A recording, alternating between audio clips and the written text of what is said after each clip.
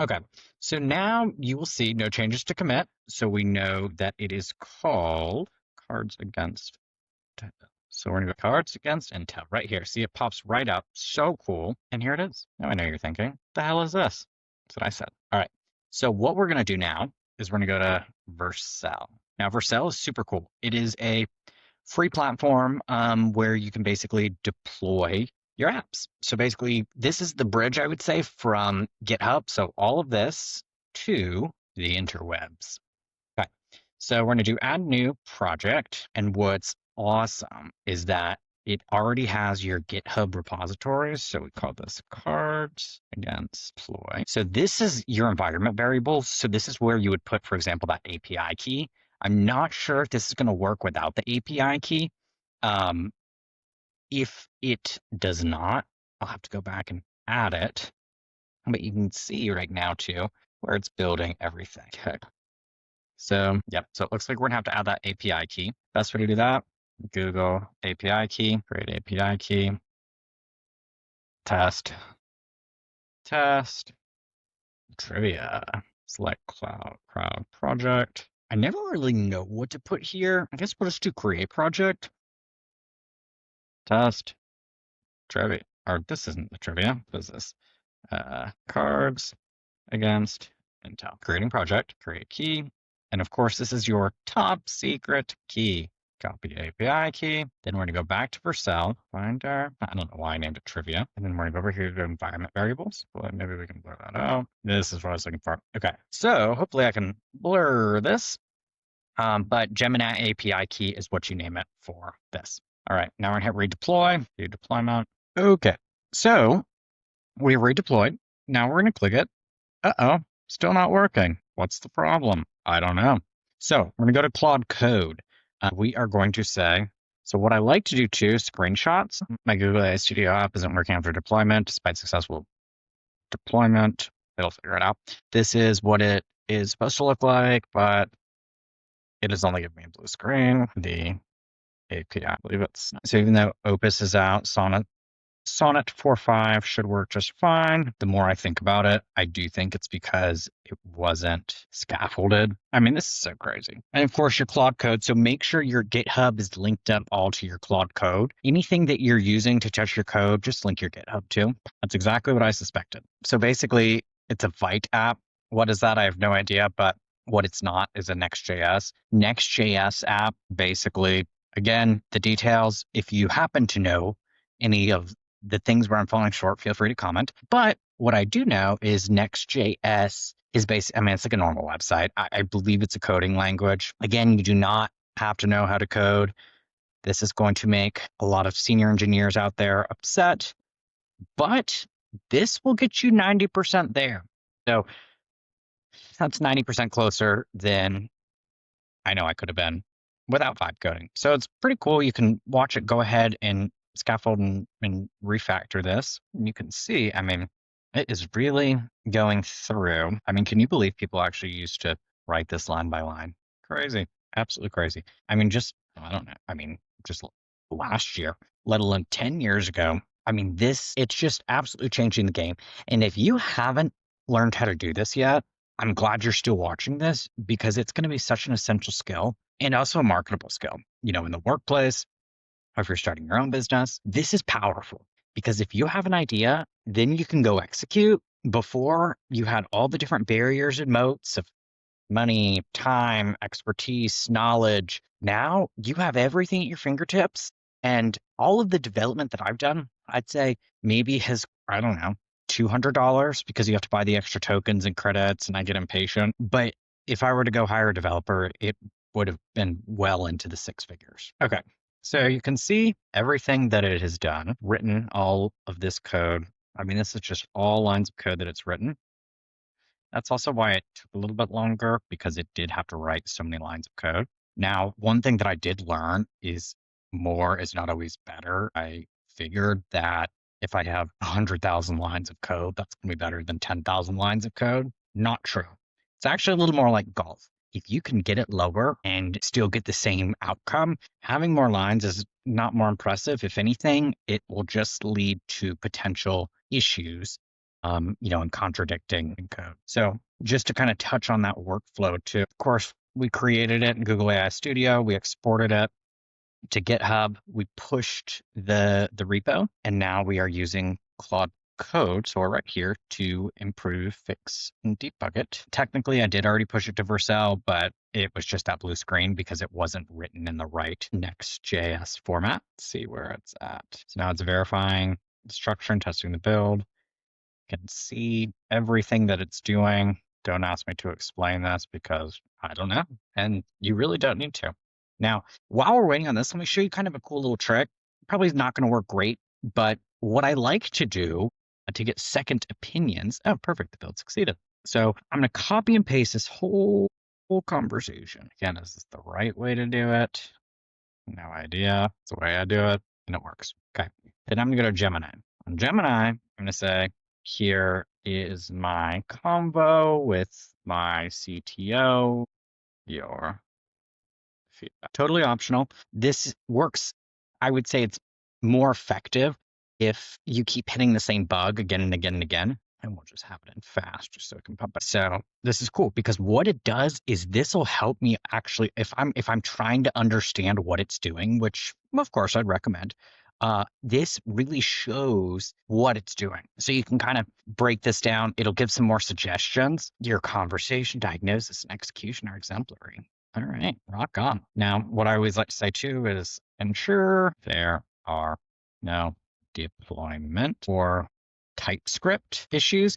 That's often on Claude Code. TypeScript, it will be an issue that'll basically prevent deployment. So when you're in the deployment, where am I going here? Here we are. Basically, it'll come up like you see this line is yellow.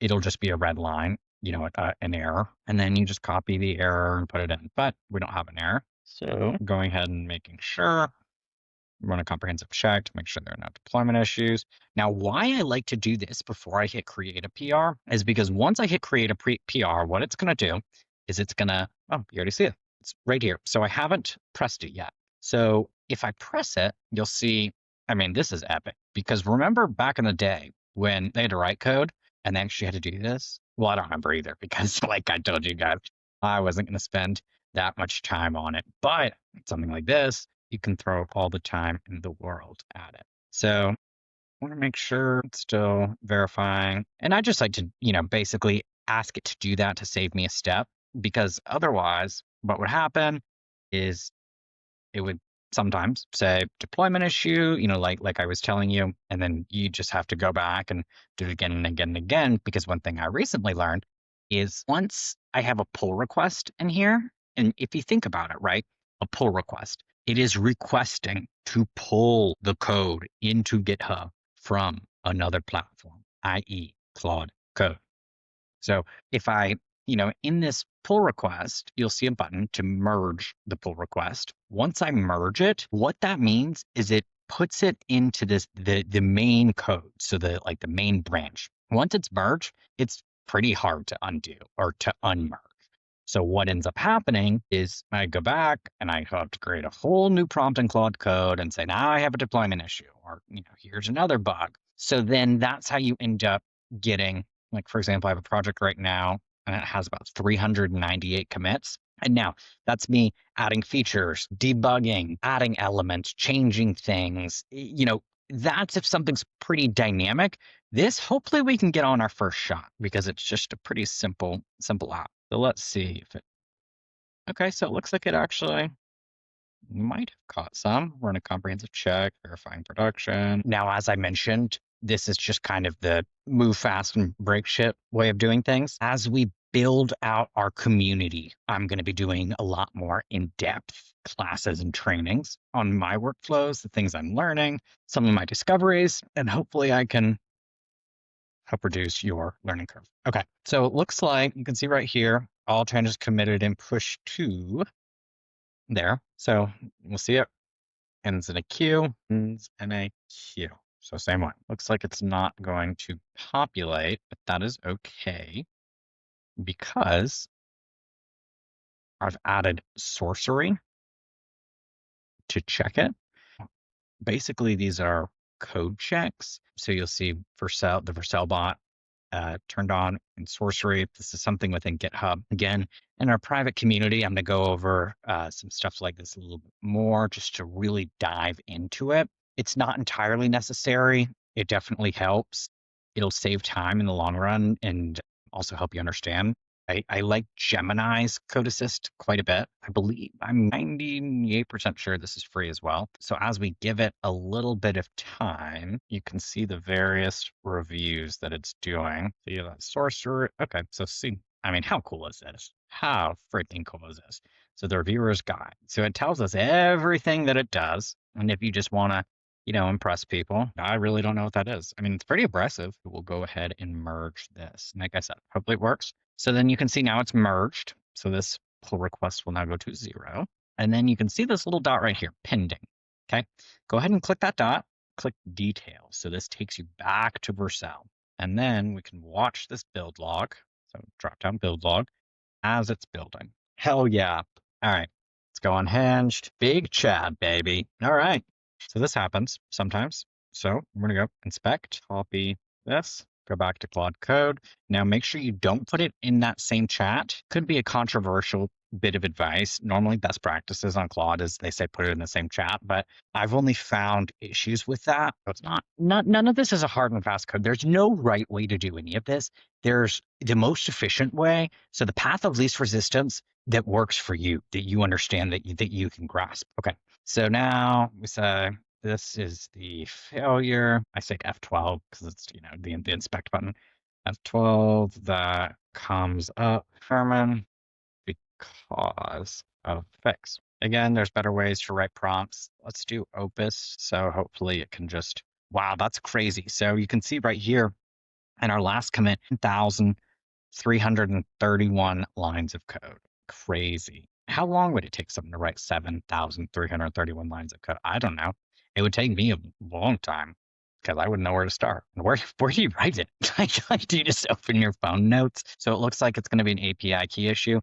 These will probably be some of your most common issues, these API key issues. And just to kind of go troubleshoot it that way, most likely it's a naming issue. So it's saying Gemini API key.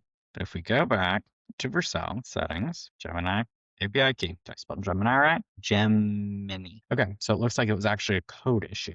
So you can see right here, now I understand the issue. The code is using an older configuration pattern the correct way with Google Gen AI uses, whatever that means. So it looks like it's something pretty minor based on my analysis to find the issue. The problem is how the Google Gen AI SDK is being used in Gemini, blah, blah, blah.